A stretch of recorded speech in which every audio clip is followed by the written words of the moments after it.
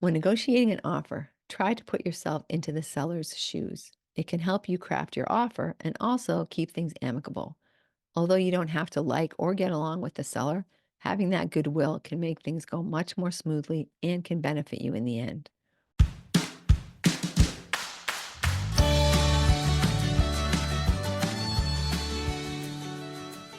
Chapter 9, Making an Offer.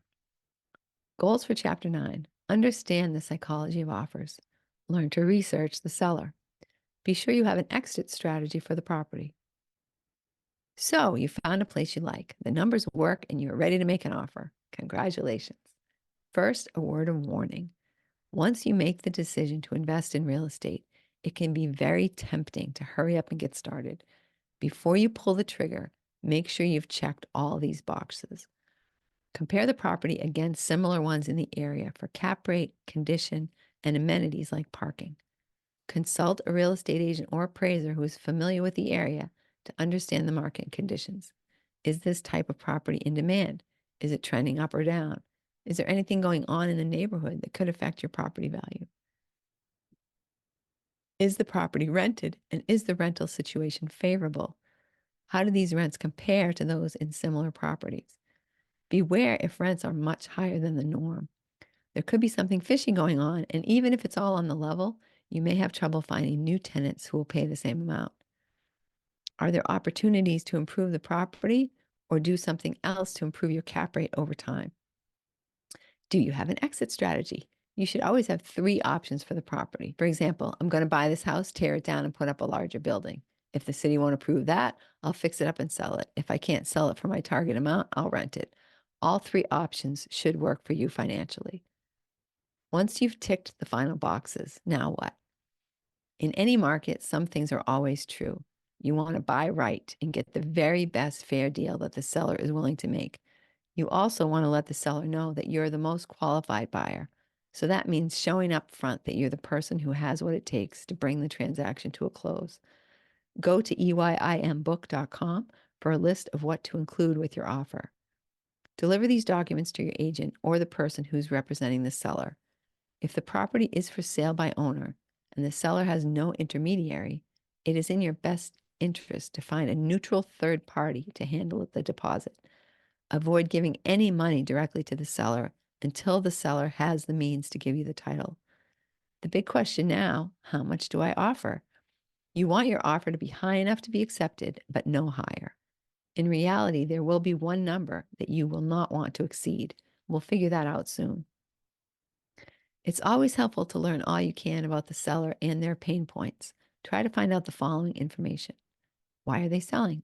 How soon do they need or want to close? How much did they pay for the property? How much of a mortgage do they have? How long has the property been on the market? Are they behind on real estate taxes, mortgage payments, water, etc.? What is the current market value of the property? To answer these questions, you'll need a combination of online and offline resources. Start when you see the property in person for the first time.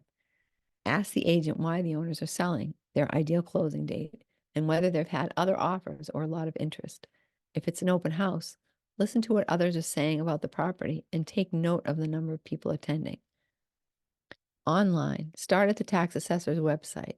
You can usually just plug the name of the town plus tax plus assessor into your favorite search engine. Most towns have their records available online. From there, you can find out the owner's name. Use this to search the Registry of Deeds website for that county. Many also allow you to search by address. I recommend doing both. Try to find the deed when the current owner bought the property and work your way to the present. Look for liens, orders, mortgages, etc. Anything that can give you an idea of the owner's situation.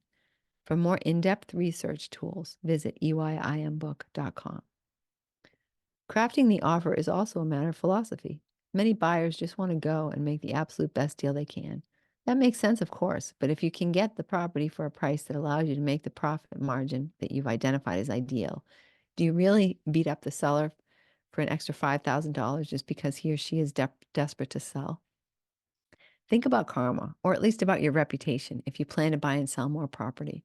The listing agent for the property, or even the seller, may be in a position to bring you a great deal later on, and they're much more likely to do so if they see you're treating all parties fairly and with respect. Once you've submitted your offer, the seller must respond before the offer deadline. The response could be an acceptance, a rejection, or a counteroffer. A counteroffer is the norm. It basically says, thanks for your offer of X dollars, but I'd really like to have at least Z dollars. You compare Z dollars to your ideal purchase price, and then you can do the same, either accept, reject, or counter. Buyer's market. When there's more than 9 months worth of inventory, it's considered to be a buyer's market. This means that there are more sellers than buyers, so buyers have an advantage. They can be fussier and less flexible. Use your research to find the people who have the most compelling reason to sell and offer them the lowest fair price, factoring in your repair budget, market conditions, and a comfort margin. If they don't want to accept your price, leave your info and tell them to get back to you if they change their minds.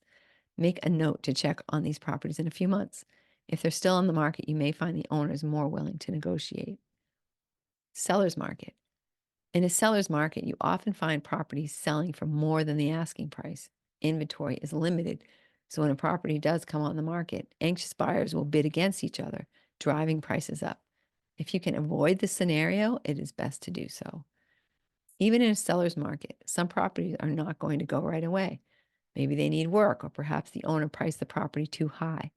In any case, if you can look for properties that have been on the market for at least a few weeks, you'll likely be able to get a better deal than going to the first open house and getting involved in the bidding mania. Make your own inventory. In any market, you have the option of buying property that is not yet on the market. It is a skill or maybe even a gift that some people have for finding opportunity. While you're out researching your chosen neighborhoods, look for homes that appear run down, deserted, or neglected. Knock on the door, or if you see a neighbor, ask questions. Find the owner's information on the tax assessor website and send them a letter or postcard. Let them know you love the neighborhood, you saw their house, and you're wondering if they've thought of selling. Be honest about the fact that you're an investor and tell them you'd like to develop the home to its potential. Be careful because not everyone will see that their home is in need of work. Some tact will go a long way when speaking with the owner. When you see neighbors during your wanderings, let them know why you're there and ask if they know of anyone who's been thinking of selling or anyone who could benefit from a quick sale. Being creative with elderly sellers or people with special situations can benefit both you and the seller. Making an offer. When making an offer, use the current market value, CMV, as your guide. Because CMV is calculated using closed sales, the information is always at least a couple of months out of date. By the time the property closes, the market has moved on, either up or down, and the CMV will not reflect that. In a seller's market, you'll need to add a premium to the current value. In a buyer's market, you may need to subtract. Use the comparison between selling price and closing price to create a formula that you can use to calculate the correct offer price.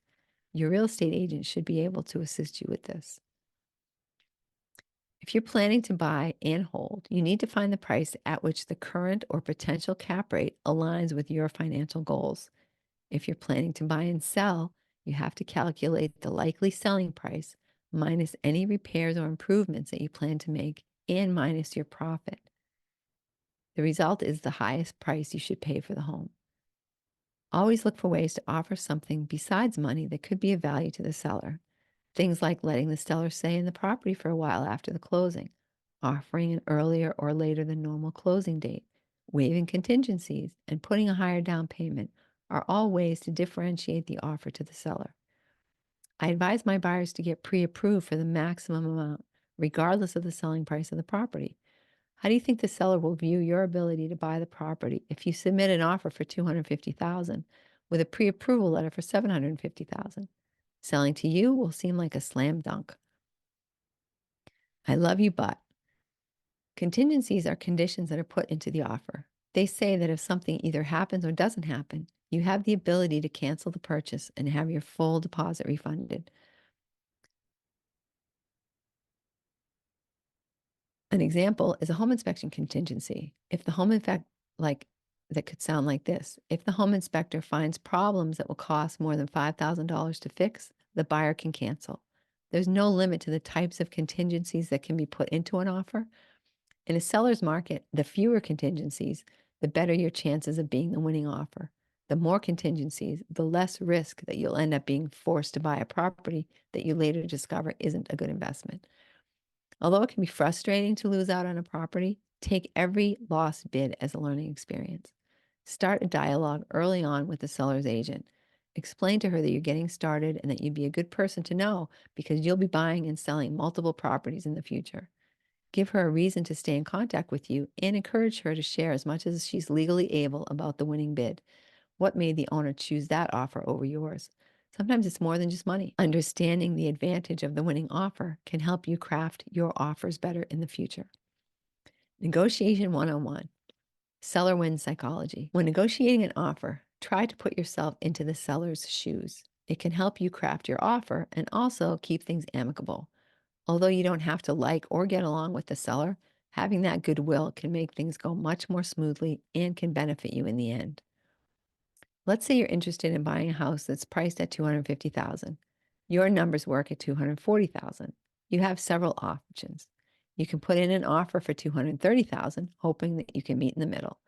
You can offer less than $230,000 and see what happens. You can offer $240,000 and say, "This is my highest and best offer, take it or leave it." I suggest that you offer $230,000. Why risk insulting the seller and developing animosity when it's not necessary? The asking price is fair given the market, so why be a jerk?